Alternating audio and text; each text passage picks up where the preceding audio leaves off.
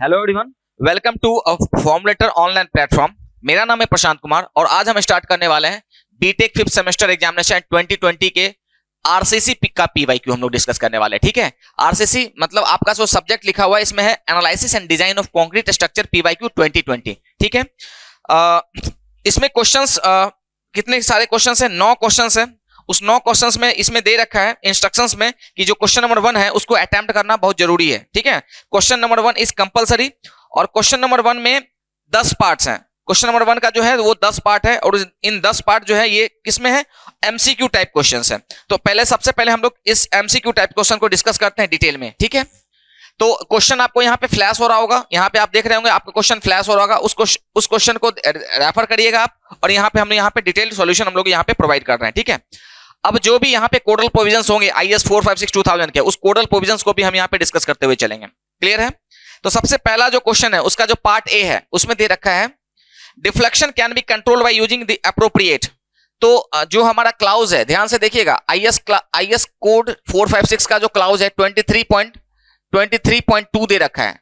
IS clause 23.2 में दे रखा है, 23.2.1 में दे रखा है कि आपका जो डिफ्लेक्शन कंट्रोल है वो आप किस तरह से कंट्रोल कर सकते हैं। ठीक है, तो जो deflection can be control by the using appropriate span to depth ratio. ध्यान से देखिएगा, स्पान अपॉन डेप्थ रेशियो, इसको आप लोग लेके स्पान टू डेप्थ रेशियो को आप कंसीडर करके क्या कर सकते हो? डिफ्लेक्शन को कंट्रोल कर सकते हो। तो वहां पे दे रखा है span to effective depth ratio जो होता है should be less than equal to, क्या होता है? अलग अलग केस के लिए अलग अलग होता है, 7, 20 एंड 26। अगर हम 7 बात करते हैं किसके लिए होता है? ये कैंटिलीवर बीम के लिए होता है, कैंटिलीवर बीम के लिए होता है। ठीक है, ये 20 किसके लिए होता है? ये होता है सिंपली सपोर्टेड बीम के लिए, सिंपली सपोर्टेड बीम के लिए। और जो 26 होता है वो होता है कंटिन्यूअस बीम के लिए। ध्यान रखिएगा ये बात। ये जो हमारा जो लिमिट दे रखा है ना वो किसके लिए वैलिड है? ये हमारा वैलिड है only for beam, only for beam and one way slab, only for beam and one way slab. ठीक है, और ये भी दे रखा है कि ये जो हमारा जो लिमिट दे रखा है, ये जो हमारा लिमिट दे रखा है वो किसके लिए वैलिड है? वो लेंथ जो है valid only for the length, valid only when length is less than, जो हमारा जो स्पान लेंथ है वो लेस देन 10 मीटर है। अगर हमारा स्पान लेंथ 10 मीटर से ज्यादा हो जाएगा, if span length is greater than 10 metre, तो हमें क्या करना पड़ेगा? जो L/D रेशियो लेके चलेंगे, L/D should be less than equal to, ये जितनी वैल्यूज है इसको हम अगर मान लेते हैं, ये सारे वैल्यूज को मान लेते हैं A है ये। ठीक है, तो क्या लेंगे? A times of 10 upon span in metre. तो इसको हमें ध्यान में रखना होगा। ठीक है, इसको हमें ध्यान में रखना होगा कि लेंथ कितना तक है, और हो सकता है कि अगर आपके ऑब्जेक्टिव में ये दे रहे कि ये किसके लिए वैलिड है, तो ये जब हमारा लेंथ 10 मीटर से कम होता है तभी ये वैलिड है, और वो सिर्फ और सिर्फ बीम और वन वे स्लैब के लिए वैलिड है। क्लियर है? और जब अगर लेंथ 10 मीटर से ज्यादा हो तो मुझे क्या करना पड़ता है? इस फैक्टर से मुझे मल्टीप्लाई करना था 10 upon span in length in metre. ठीक है, तो ये क्वेश्चन नंबर 1 का सॉल्यूशन है। क्वेश्चन नंबर 1 में दे रखा है deflection can be control by using the appropriate, तो इसका ऑप्शन हो जाएगा, क्वेश्चन नंबर 1 का जो ऑप्शन हो जाएगा ये ऑप्शन है option number 3, that is span to depth ratio, ठीक है, स्पान टू डेप्थ रेशियो, यही है हमारा ऑप्शन, करेक्ट ऑप्शन। ठीक है, नेक्स्ट क्वेश्चन देखते हैं। हमारा जो क्वेश्चन नंबर A का पार्ट B है, उसको हम लोग डिस्कस करते हैं। ठीक है, क्वेश्चन नंबर A का पार्ट B में कह रहा है the probability of failure implied in a limit state design is of order of, और ऑप्शन दे रखा है 10 to the power -2, 10 to the power -3, 10 to the power -4 and 10 to the power -5। ठीक है, तो ध्यान रखिएगा लिमिट स्टेट जो हमने पढ़ा था, limit state method of limit state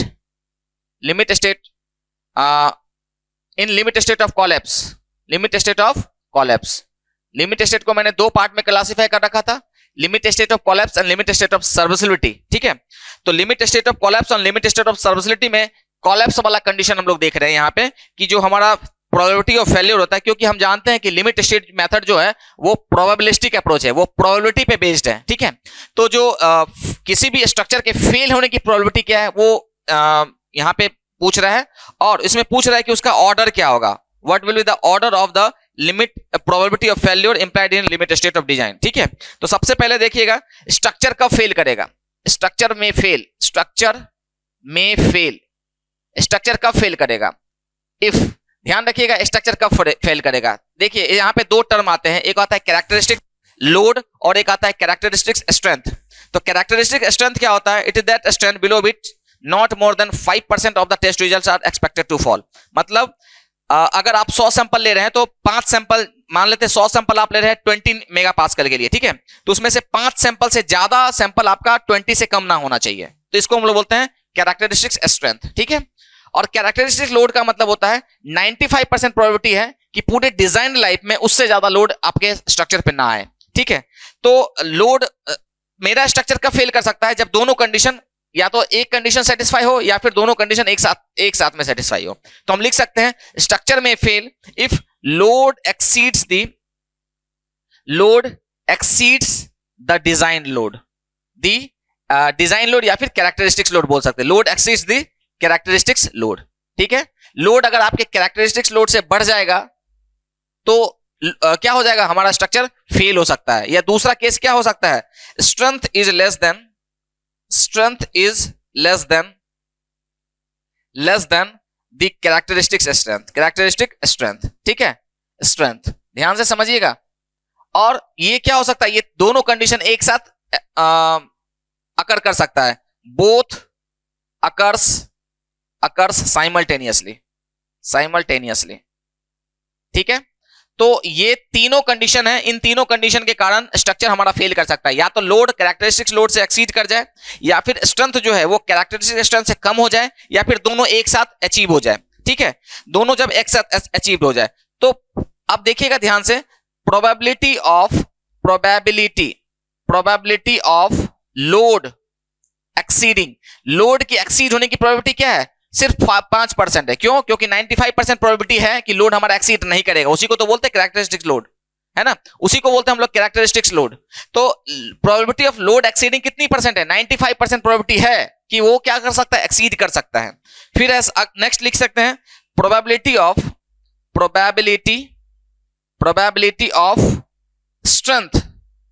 strength less than characteristic strength.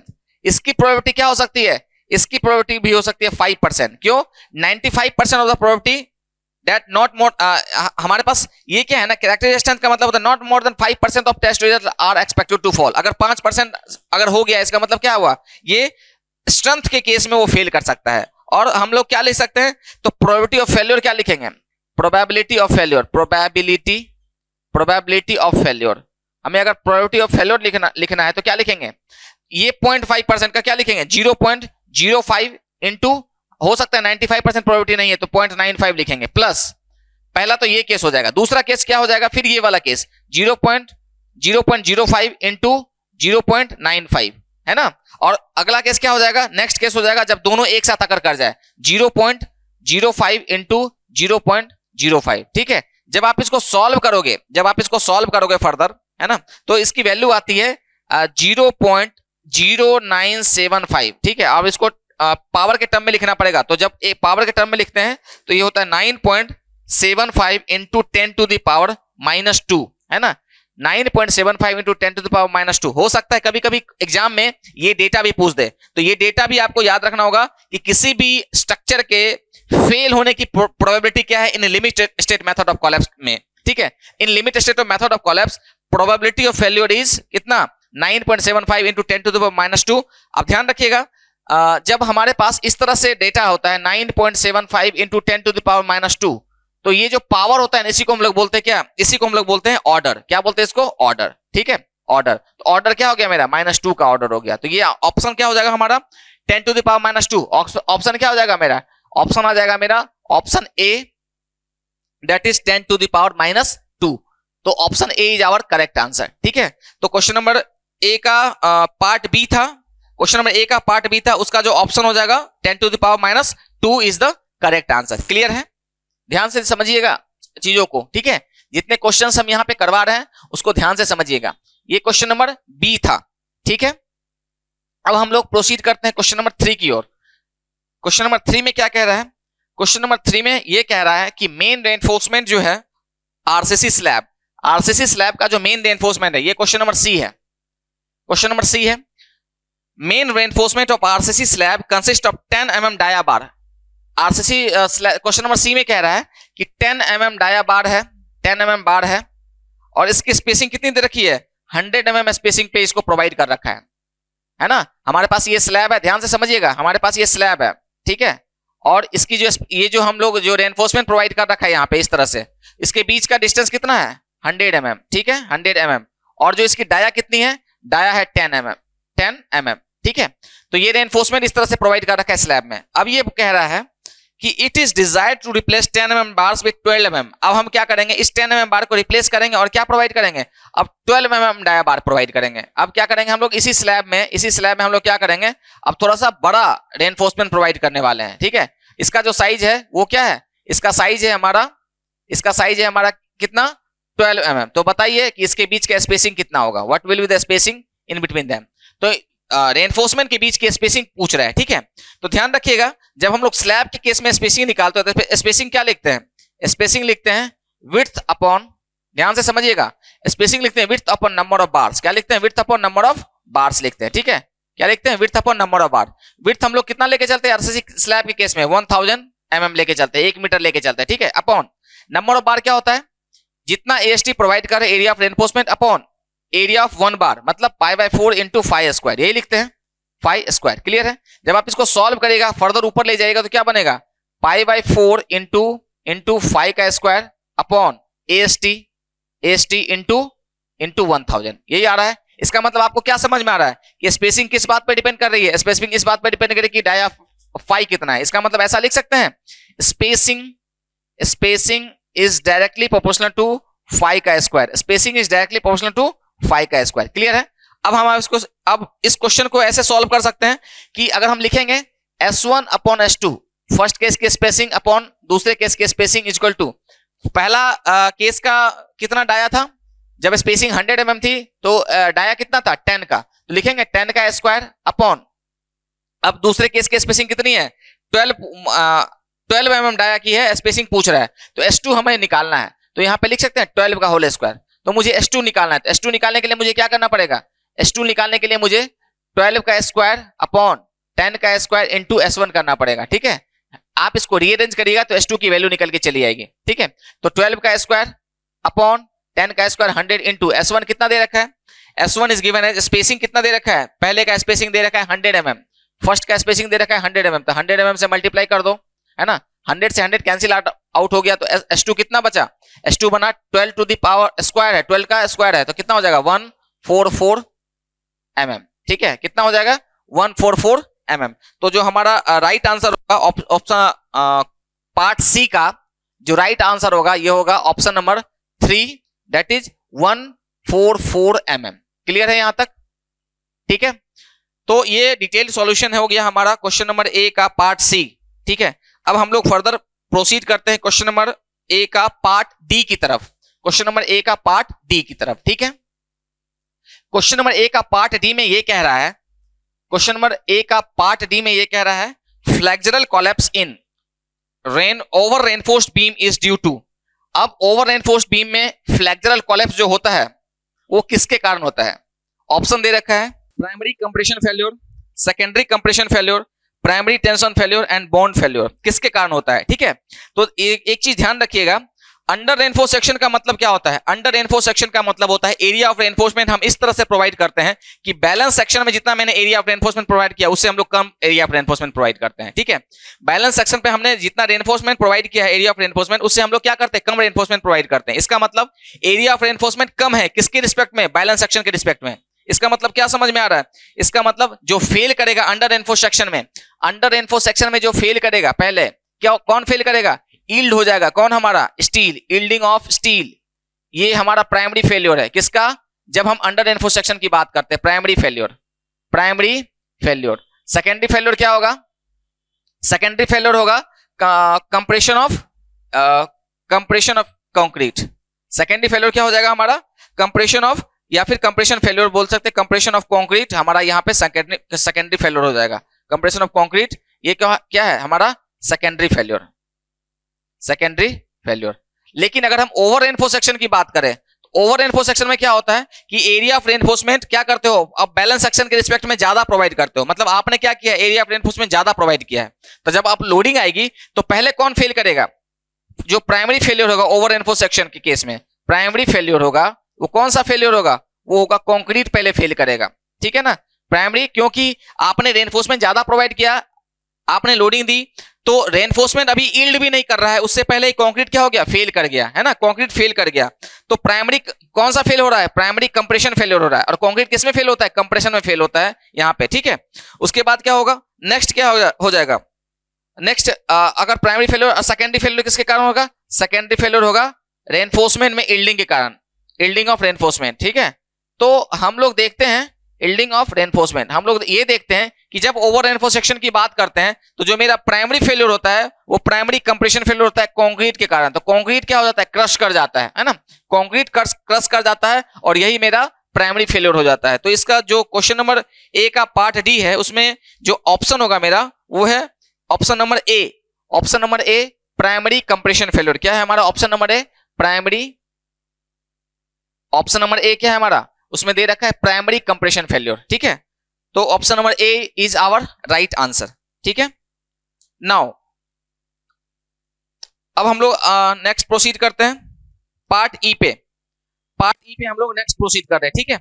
अब ध्यान दीजिएगा पार्ट ई में क्या कह रहा है क्वेश्चन में, इस क्वेश्चन में पार्ट ई में क्या कह रहा है, इसमें यह कह रहा है जो क्वेश्चन नंबर पार्ट ई है, ठीक है, इसमें यह कह रहा है अकॉर्डिंग टू ई पार्ट में, ठीक है, इसमें कह रहा है अकॉर्डिंग टू IS 456, IS 456 के अकॉर्डिंग बोल रहा है a side face reinforcement not less than 0.05% of the web area, है ना, is provided on each side when the depth of the web is not less than. देखिएगा ध्यान से, जब आप इस तरह से बीम प्रोवाइड कर रहे होते हैं ना, तो आप क्या कर रहे हो, नीचे में टेंशन रेनफोर्समेंट प्रोवाइड कर रहे हो, और इसको बांधने के लिए क्या कर रहे हो आप, ऊपर में भी कंप्रेशन में एक रेनफोर्समेंट प्रोवाइड कर रहे हो, है ना।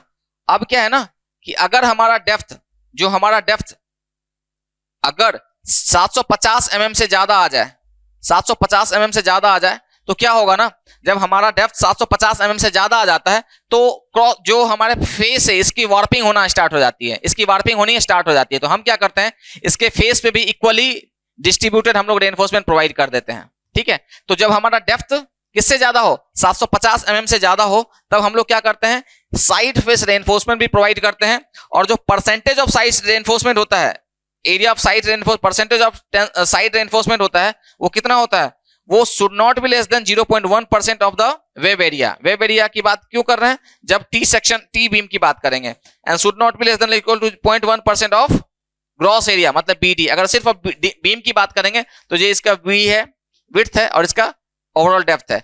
इसका जो 0.1% एरिया से हमें कम एरिया यहाँ पे प्रोवाइड नहीं कर रहा है, इससे ज्यादा ही एरिया प्रोवाइड कर सकते हो, लेकिन साइड फेस रेनफोर्समेंट का जो परसेंटेज रेनफोर्समेंट है, आप इससे 0.1% ऑफ BD से कम नहीं ले सकते हो। तो यही पूछ रहा है कि कब ऐसा प्रोवाइड करता है, ये हमारा क्लाउज कब होता है, ये हमारा क्लाउज होता है, ध्यान रखिएगा, ये क्लाउज में दे रखा है 26.5.1.3 में, आप जाके देखिएगा IS 456-2000 में, IS 456-2000 में ये क्लाउज में मेंशन है कि जब हमारा depth of the beam is greater then 750 mm, तो हम लोग क्या करते हैं, साइड रेनफोर्समेंट प्रोवाइड करते हैं 0.1% of the gross area when the सिर्फ बीम हो, और 0.1% ऑफ द वेव एरिया जब टी बीम हमारा प्रेजेंट हो, ठीक है। तो इस केस में ऑप्शन नंबर ई का जो करेक्ट आंसर होगा वो आंसर होगा 4। क्वेश्चन नंबर ई का जो करेक्ट ऑप्शन होगा क्या होगा, ऑप्शन नंबर 4, 750 mm। क्लियर है, 750 mm। अब नेक्स्ट मूव करते हैं हम लोग क्वेश्चन नंबर एफ, मतलब क्वेश्चन नंबर ए का ही पार्ट एफ है। एफ में कह रहा है कि शियर स्पान, इसमें कह रहा है कि shear span is defined as the zone where option A bending moment is 0, option B shear force is 0, option C shear force is constant, and option जो 4 दे रखा है उसमें दे रखा है बेंडिंग मोमेंट इज कांस्टेंट। देखिएगा ध्यान से, जब हमारे पास क्या होता है ना, जब सिंपली सपोर्टेड बीम होती है, जब हमारे पास सिंपली सपोर्टेड बीम है यहाँ पे, ठीक है, इस पे हम लोग लोडिंग अप्लाई कर रहे हैं। जब आप इस पे लोडिंग अप्लाई करोगे, जब इसका FBD, जब इसका शियर फोर्स डायग्राम ड्रॉ करोगे, तो शियर फोर्स डायग्राम कैसा बनेगा, ये इस तरह से बनने वाला है शियर फोर्स डायग्राम, ठीक है, ये शियर फोर्स डायग्राम इस तरह से बनने वाला है। अगर ये पॉइंट A, B और C और D है, ठीक है, तो लिख देंगे यहाँ पे A, B, C और D। तो आपको जो दिख रहा है स्पान AC है ना, एंड DB, आपको यहाँ पे क्या दिख रहा है, ये स्पान और ये स्पान। यहाँ पे शियर फोर्स कैसा है, यहाँ पे शियर फोर्स कांस्टेंट है कि नहीं, यहाँ पे शियर फोर्स और यहाँ पे शियर फोर्स कांस्टेंट है। इसका मतलब जहां पे शियर फोर्स, जिस स्पान पे शियर फोर्स कांस्टेंट होता है उसी को हम लोग बोलते हैं, उसी को क्या बोलते हैं हम लोग, इसको बोलते हैं शियर स्पान। क्या बोलते हैं इसे हमें, शियर स्पान। क्लियर है, शियर स्पान। तो इस क्वेश्चन नंबर F का जो ऑप्शन करेक्ट है वो है हमारा है option number 3, option number 3, that is shear force is constant. Clear है यहाँ पे, ठीक है। नेक्स्ट क्वेश्चन की ओर प्रोसीड करते हैं हम लोग नेक्स्ट क्वेश्चन की ओर प्रोसीड करते हैं। नेक्स्ट क्वेश्चन में दे रखा है lap length of the reinforcement in the compression shall not be less then, option A 35 जो है डायमीटर ऑफ द बार है ना, 24 25 एंड 15 तो लैप लेंथ क्या होता है, लैप लेंथ का मतलब होता है हमारे मार्केट में क्या होता है ना, एक स्टैंडर्ड साइज के रेनफोर्समेंट बार प्रोवाइड होते हैं हमारे मार्केट में, एक स्टैंडर्ड साइज के बार प्रोवाइड होते हैं, 12 मीटर या 14 मीटर इस तरह से मार्केट में अवेलेबल बार है।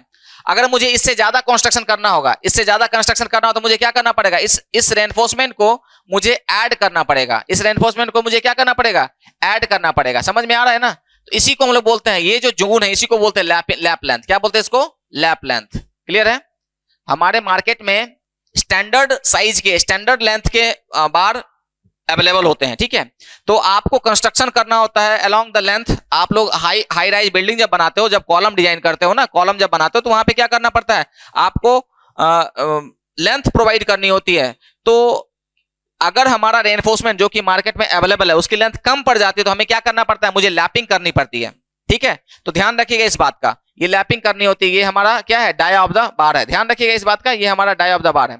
सबसे पहला जो पॉइंट है इसमें सबसे पहला पॉइंट है लैप लेंथ क्या होता है, joining of bars of standard length and get in order to get the desired length. Standard length को ज्वाइन करके हम लोग डिजायर्ड लेंथ निकालते हैं, उसी को हम लोग बोलते हैं लैप लेंथ या फिर लैपिंग, ठीक है। अब इसमें दे रखा है कि लैपिंग कब करनी चाहिए, तो जब अमेंडमेंट 3 हुआ था ना, जब अमेंडमेंट 3 हुआ था, अमेंडमेंट 3 से पहले था कि अगर फाई 36 mm से ज्यादा है तो हम लोग क्या करते हैं, ये मतलब ये स्टैंडर्ड है वैल्यू कि अगर maximum dia of the bar जो होता है 36 mm था पहले, बिफोर अमेंडमेंट 3, ध्यान रखिएगा इस बात का, बिफोर अमेंडमेंट 3 जब dia of the bar 36 mm था, उससे अगर ज्यादा होगा 36 या 36 से ज्यादा होगा तो हम लैपिंग प्रोवाइड नहीं करेंगे, ठीक है। Lap length will not be provided, मतलब maximum dia of the bar 32, पहले कितना था 36 mm, but after the amendment 3 तो जो बार आ गया वो आ गया 32 mm। ध्यान रखिएगा 32 mm डाया बार तक का जो रेनफोर्समेंट होगा उसको हम लोग क्या कर सकते हैं, लैपिंग कर सकते हैं। बट अगर 32 से ज्यादा है तो हम लैपिंग नहीं करेंगे, वहां पे क्या करना पड़ेगा, मुझे वेल्डिंग करना पड़ेगा। ध्यान दीजिएगा इस बात का, ठीक है। नेक्स्ट दे रखा है कि कंप्रेशन में लैप लेंथ कितना लेके चलते हैं, जो लैप लेंथ होता है, लैप लेंथ इन कंप्रेशन, ठीक है, lap length in compression is equal to maximum of LD जो डेवलपमेंट लेंथ लेते हैं और 24 टाइम्स ऑफ फाई, और जहां पे फाई क्या है, जहां पे फाई है हमारा मेन रेनफोर्समेंट का डाया, मेन रेनफोर्समेंट डायमीटर,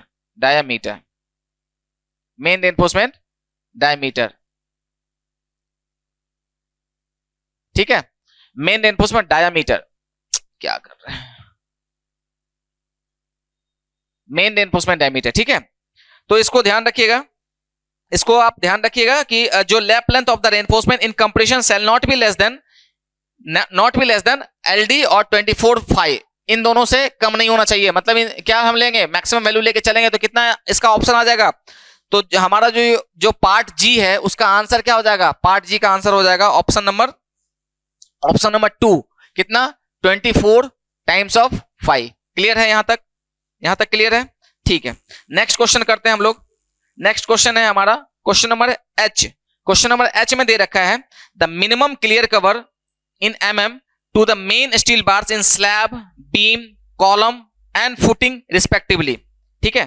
तो इसमें दे रखा है minimum clear cover to the main reinforcement steel bar in slab, beam, column and footing respectively are. अब इसमें 4 ऑप्शन दे रखे हैं, ठीक है, इसमें 4 ऑप्शन दे रखे हैं। पहला ऑप्शन है 10, 15,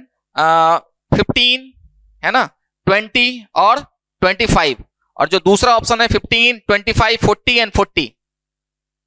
फिर नेक्स्ट ऑप्शन है 20, 25, 30 एंड 40, और उसके नेक्स्ट जो लास्ट ऑप्शन है उसमें दे रखा है 20, 35, 40 एंड 75।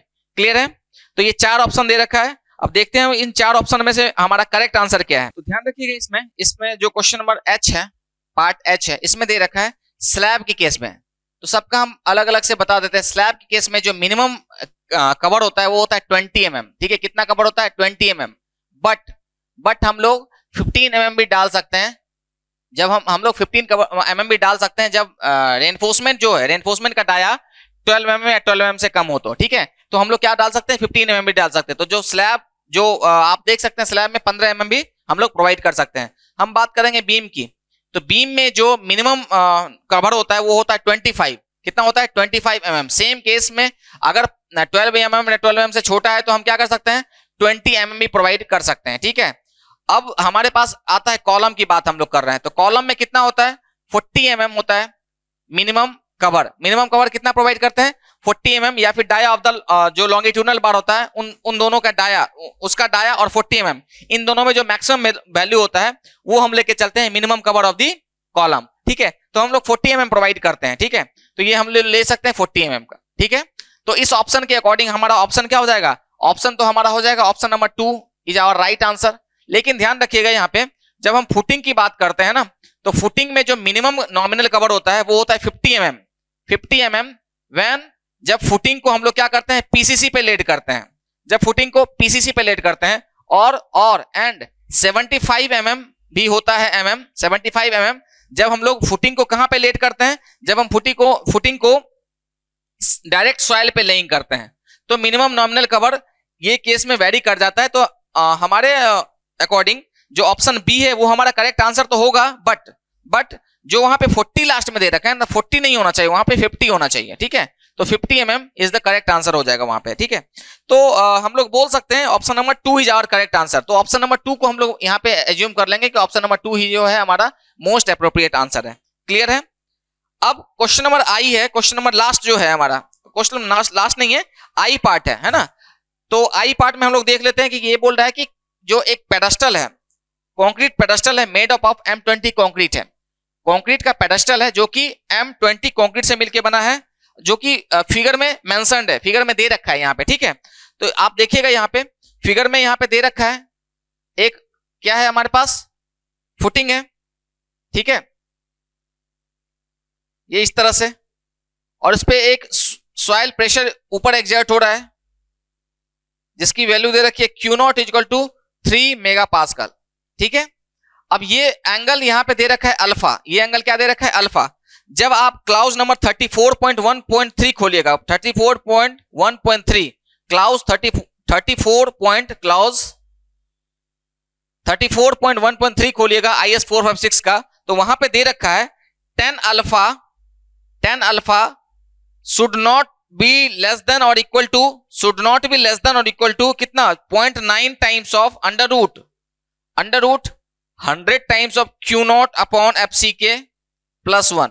ध्यान दीजिएगा, ये वैल्यू दे रखी है कोड में मेंशन्ड है कि 10 alpha should not be less than equal to 0.9 times of under root 100 Q0 upon FCK plus 1, और Q0 की वैल्यू क्वेश्चन में यहाँ पे मेंशन्ड है। तो जब आप वैल्यू पुट करोगे, should not be less than equal to का मतलब होता है ग्रेटर देन इक्वल टू, ऐसा बोल सकते हैं। तो क्वेश्चन में यही लिखा है the 10 alpha value in this case will be, तो आप should not be less than equal to को क्या बोलोगे? Should be greater than equal to. तो क्या हो जाएगा? 0.9 times of under root 100 into 3 upon FCK कितना वैल्यू दे रखी है? M20 20 plus 1। सॉल्व करिएगा इसको, 0.5 अंडर रूट कितना हो जाएगा? 300 अपॉन 20 प्लस 1। इसको जब सॉल्व करिएगा 0.5 टाइम्स अंडर रूट कितना हो जाएगा? 15, ये हो जाएगा 15 प्लस 1 16 को बाहर निकालिए तो क्या हो जाएगा? 0.5 इंटू 4 कितना बन जाएगा? 0.9 है ना, ये 0.9 है, ये 0.9 दे रखा है। ठीक है, 0.9 है तो कितना हो जाएगा? 3.6 आ जाएगा। तो यहां पे दे रखा है ऑप्शन नंबर 4 में जो दे रखा है ग्रेटर देन और इक्वल टू 3.6, तो इस क्वेश्चन का जो हमारा जो क्वेश्चन नंबर आई है, क्वेश्चन नंबर आई का आंसर क्या हो जाएगा? Correct answer will be option number 4। Question number जो आई है ना, आई का जो ऑप्शन नंबर क्या हो जाएगा? Option number 4 is our correct answer. Clear है यहां तक? अब हम लोग प्रोसीड करते हैं। सबसे लास्ट क्वेश्चन जे वाला क्वेश्चन है। क्वेश्चन नंबर ए का ही पार्ट लास्ट है, पार्ट 10 मतलब जे। ठीक है, तो इसमें क्या कह रहा है? इसमें कह रहा है कि एक स्क्वायर कॉलम है, एक स्क्वायर कॉलम है यहां पे। ठीक है, एक स्क्वायर कॉलम यहां पे दे रखा है, सेक्शन साइज दे रखा है 350 mm बाय 350 mm। एक स्क्वायर कॉलम है यहां पे, ध्यान से समझिएगा। ये कौन सा पार्ट है? जे पार्ट है। इसमें दे रखा है एक स्क्वायर कॉलम है यहां पे, 350 mm बाय 350 mm का एक स्क्वायर कॉलम है। ये टॉप दिख रहा है। अब 4 बार्स ऑफ 25 mm डाया बार, 4 बार दे रखा है 25 mm डाया बार का, तो 4 बार मैंने लगा दिया 25 mm डाया बार का। ठीक है, 4 बार मैंने यहाँ पे 25 mm डाया बार का मैंने यहाँ पे लगा दिया। तो ये है 25 mm डाया बार। ध्यान से देखिएगा, ये क्या है? 25 mm डाया बार। क्लियर है? अब बोल रहा है कि और 4 बार है 16 mm डाया बार, तो आप क्या करिएगा? 4 बार इसके फेस पे दे दीजिएगा। कितने डाया mm का बार है ये? 16 mm डाया बार। तो ये जो अंदर में जो है वो 16 mm डाया बार है। ठीक है, इसको मैंने इस तरह से कलर कर दिया। तो ये है हमारा है 16 mm डाया बार, 16 mm डाया बार। ध्यान से समझिएगा इस क्वेश्चन को। ठीक है, ये अब ये बोल रहा है then the transverse steel should be. अब ट्रांसवर्स स्टील शुड बी दे रखा है, तो एक तो ऑप्शन दे रखा है 8 mm at the rate of 350 DL करके दे रखा है, 8 mm at the rate of 250 DL, 6 mm into 10 to 250 DL। तो ये दे रखा है वैल्यू। आपको ये निकालना है कि जो ट्रांसवर्स रेनफोर्समेंट है, ये जो ट्रांसवर्स रेनफोर्समेंट है जिसको हम लोग बोलते हैं स्टीरअप्स, इसका डाया कितना है, इसका डाया कितना है, इसका डाया कितना है और इसकी स्पेसिंग कितनी है। दो चीज यहां पे पूछ रहा है इसका मतलब यहां पे। ठीक है, तो जो कोडल प्रोविजन कोड में दे रखा है, कोड में दे रखा है क्लाउज नंबर 26 पॉइंट, आप यहां पे कोड खोलिएगा, है ना। कोड कौन सा कोड है? IS 456-2000। उसमें दे रखा है 26.5.3.2 में दे रखा है, 26.5.3.2 में दे रखा है जो डाया ऑफ स्टीरअप्स होता है, जो डाया ऑफ स्टीरअप्स होता है वो क्या होता है? This is the maximum value of है ना, maximum value of 5 main upon 4 और 6 mm। इन दोनों में से जो मैक्सिमम वैल्यू होगा वो लेके चलेंगे। अब 5 मेन का मतलब जो मेन रेनफोर्समेंट है, जो मेन रेनफोर्समेंट लॉन्गिट्यूडनल रेनफोर्समेंट है, जो बड़ा वाला रेनफोर्समेंट है, उसी की बात हम करेंगे। तो कितना है? 25 mm। तो हम लोग ये चलेंगे 25 बाय 4, कितना आ जाएगा? 6.25 mm आ गया। ठीक है, और दूसरा कितना आ रहा है? 6 mm। तो कौन सा वैल्यू लेके चलेंगे? 5 of स्टीरअप्स। 5 of स्टीरअप्स will be 8 mm। हम 8 mm डाया ऑफ बार लेके चलेंगे स्टीरअप्स का। ठीक है, स्टीरअप्स को बांधने के लिए जो हमारा मेन रेनफोर्समेंट है, लॉन्गिट्यूडनल रेनफोर्समेंट को हमें टाई अप करने के लिए मुझे कितना लेना पड़ेगा? 8 mm डाया बार हमें यहाँ पे लेना पड़ेगा। ठीक है, अब ये पूछ रहा है कि बताओ कि पिच कितना होता है, इसके बीच में स्पेसिंग कितनी होगी। अगर हम इसको लॉन्गिट्यूडनल इस तरह से देखें, ये हमारा मेन रेनफोर्समेंट है, तो ये जो हमारे जो स्टीरअप्स है, इन स्टीरअप्स के बीच की डिस्टेंस कितनी होगी ये पूछ रहा है। इस स्टीरअप्स के बीच की डिस्टेंस कितनी होगी ये हमें पूछ रहा है। तो ये भी कोड में मेंशन्ड है। जो हमारा स्पेसिंग है, स्पेसिंग बोलो चाहे पिच बोलो, है ना, spacing between the स्टीरअप्स should not B greater then minimum value of what? Minimum value of least lateral dimension और 16 टाइप ऑफ 5 मेन। अब 5 मेन में कौन सा? वो भी मिनिमम वाला, जो मान लेते हैं 2 अलग अलग डायमीटर दे रखा है ना, तो 2 अलग अलग डायमीटर का साइज दे रखा है, तो जो छोटा वाला डायमीटर होगा उसको लेके चलेंगे, और 300 mm। क्लियर है? इन दोनों में देखिएगा लीस्ट लेटरल डायमेंशन कितना है? 350 mm। तो 350 mm लेके चलेंगे, 350 mm।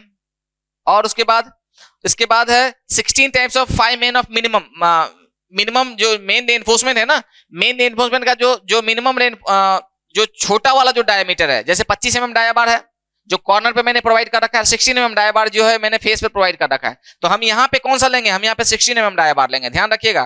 तो 16 into 16 कितना आ जाएगा? 256 mm हमारा एक डायमेंशन निकल के आ जाएगा। और दूसरा क्या है? दूसरा हमारा है 300 mm। अब देखिए इसमें से कौन सा मिनिमम वैल्यू है? 256 mm है। इसका मतलब आप कितना प्रोवाइड करिएगा? आप प्रोवाइड करिएगा स्पेसिंग इक्वल टू 250 mm। ठीक है, आप स्पेसिंग प्रोवाइड करिएगा 250 mm। तो कितना ऑप्शन आ रहा है? तो जो हमारा क्वेश्चन नंबर जे है, क्वेश्चन नंबर 1 का पार्ट जे है, उसमें जो मोस्ट अप्रोप्रिएट आंसर है वो कितना है 8 mm and 250 mm centre to centre, उसके बीच की स्पेसिंग है at the rate of 250 mm centre to centre spacing. इसका मतलब जो मेरा ऑप्शन है, ऑप्शन कौन सा है, option number 2 is our right answer. तो ऑप्शन नंबर 2 हमारा राइट आंसर है, ठीक है। तो ये हमारा जो PYQ है वो डिटेल में मैंने डिस्कस कर लिया है।